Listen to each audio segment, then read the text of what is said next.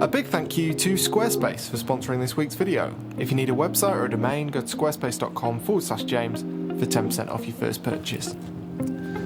Well, hello everybody, and welcome back to the channel and to Wales. I'm at a location that I was at a week or two ago, as I think I mentioned in a previous video.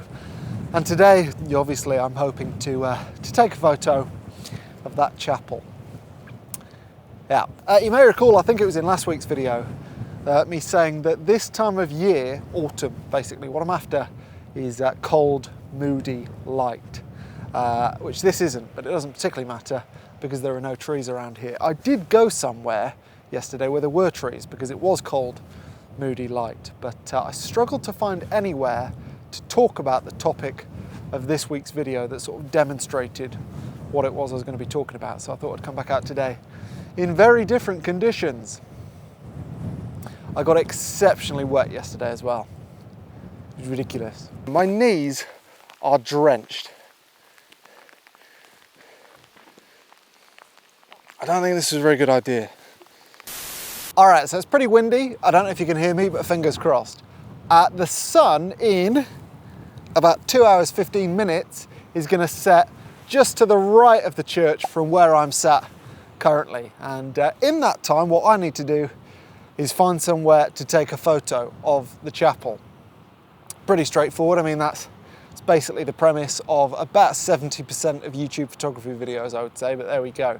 But I also, in that time, want to talk about what it is that I'm looking for in compositions. And last week, or was it the week before? Maybe the week before, I was talking about one of my photography mantras, which I called thin glass. I'll link to it up here. Today, I'm going to talk about the other one, which I call photos about things, not photos of things. That's essentially one of my aims when I'm out taking photos, and hopefully I can explain that with 3 words. I've tried to narrow it down to 3 words, which is context without distractions. And my feet are wet now, because that's deeper than I thought it would be. Knees are dry though, which is a plus. Ooh, those wispy clouds are nice. Keep those coming. It's quite something, isn't it?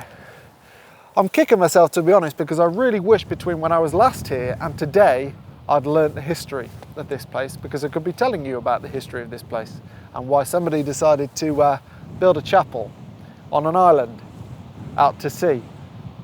I can't tell you that because I don't know the history and I've got no signal on my phone, but I don't know why I'm stood like this either. Anyway, photos about things rather than of things. Now, if I'm honest, I've complicated matters already by talking about context minus or without distraction. Let's park that to one side for a minute, because the majority of what I'm talking about when I'm talking about photos about things rather than of things is curiosity. If I have questions about a place and a subject, invariably that is what decides whether or not I press the shutter. And that is the absolute driving force behind all of my photography. More than light, more than location, it's curiosity. Does the scene in front of me give me more questions than answers? And if yes, I take photos. That's pretty much it. But where does context without distractions come in? Well, that kind of informs how I compose photos about things I'm curious about. So let's take this chapel, for instance. I could quite easily take a photo of this chapel and it would include basically nothing other than the chapel.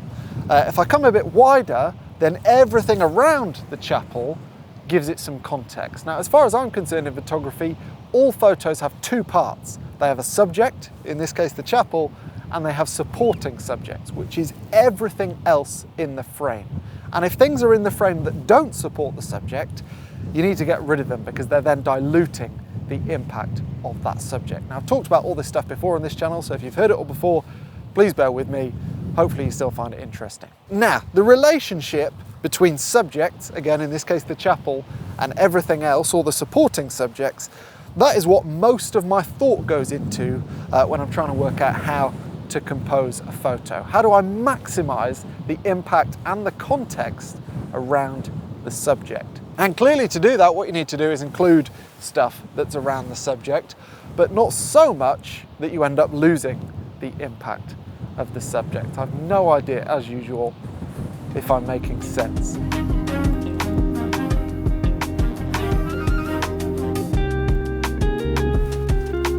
Okay, this is pretty good. I like the cloud up there, and if we get lucky, the guy and his dog are going to head onto the island. I did quite like being much closer to the island. I thought that increased the impact of the subject within the frame. The only problem there was that there was no real indication that we were anywhere near the sea, so you lose context for the chapel, because the whole mad thing about it is the fact that, yeah, certainly at high tide, it's in the middle of the sea. Here we go.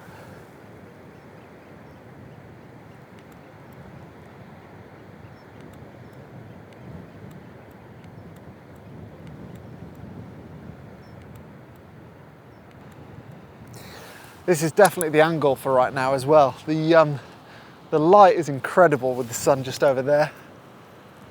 Really, really nice. It's a bit of a shame, if I'm nitpicking, that visibility isn't currently good enough to get much of a silhouette of the mountains on the Clean Peninsula to the left.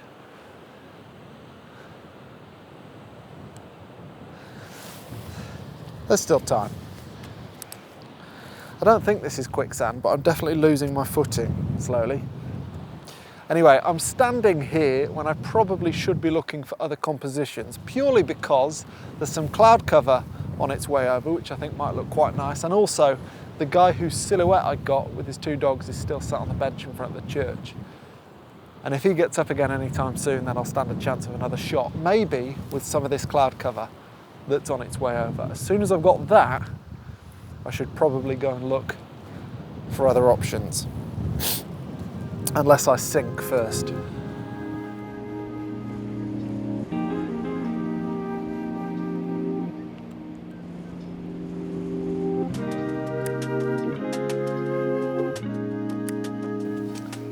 I think that down there was better for this shot. I think this is too complicated, and this stuff is a distraction and is diluting the impact of the subject rather than adding the impact of the subject. There's a bit of an S-curve coming down this road, but you can't really see it from this perspective, and I think it just gets a bit complicated. So I think I'm going to head back down there to continue shooting, because there's still a person right on the edge of the island, which I think helps balance it out. I'm going to disagree with myself.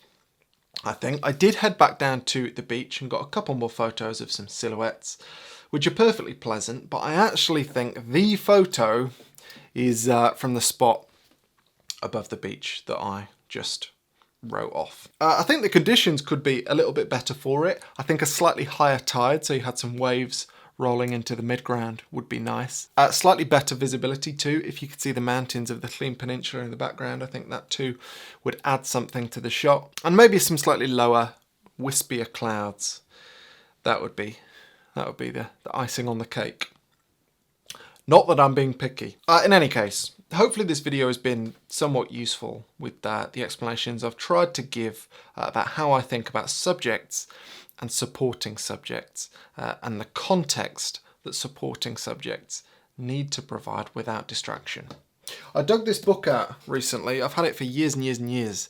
Show Your Work by Austin Kleon. He's got another great one called Steal Like an Artist as well. I'd highly recommend picking them up. They're fun little books to read. But there's a quote in Show Your Work, which I imagine is quite a famous quote about storytelling. But it goes, "The cat sat on the mat is not a story. The cat sat on the dog's mat, that's a story." And basically, I think that quote does quite a good job of showcasing the importance of context in storytelling and in building curiosity and suspense. And that ultimately is what I'm thinking about the entire time that I'm out with a camera. And hopefully sometimes it means I take some interesting photos. Anyway, thanks for watching.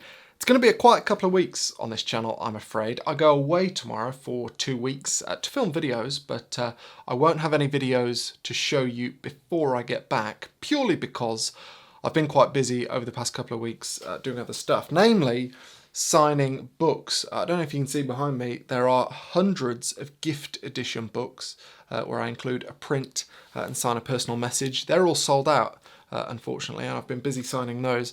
But the normal edition, the limited edition, which I also sign, you can still pick that up if you're interested in receiving my book. And so a big thank you for your support on those, and a huge thank you to the sponsor of this week's video, Squarespace. And my Squarespace website is where I've been selling my book, it's where I've sold my presets and my prints for years, and it's where I have showcased my portfolio. It's absolutely integral to my business, but running my website has never required me knowing a single line of code. It's all drag and drop, very simple to use, even someone like me. And personally, I think a website of your own is an absolute must for all photographers.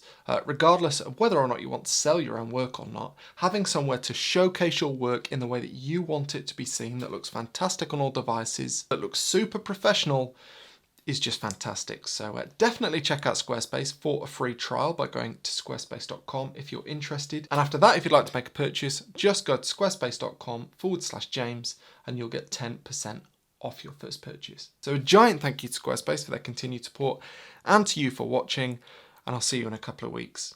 Thanks.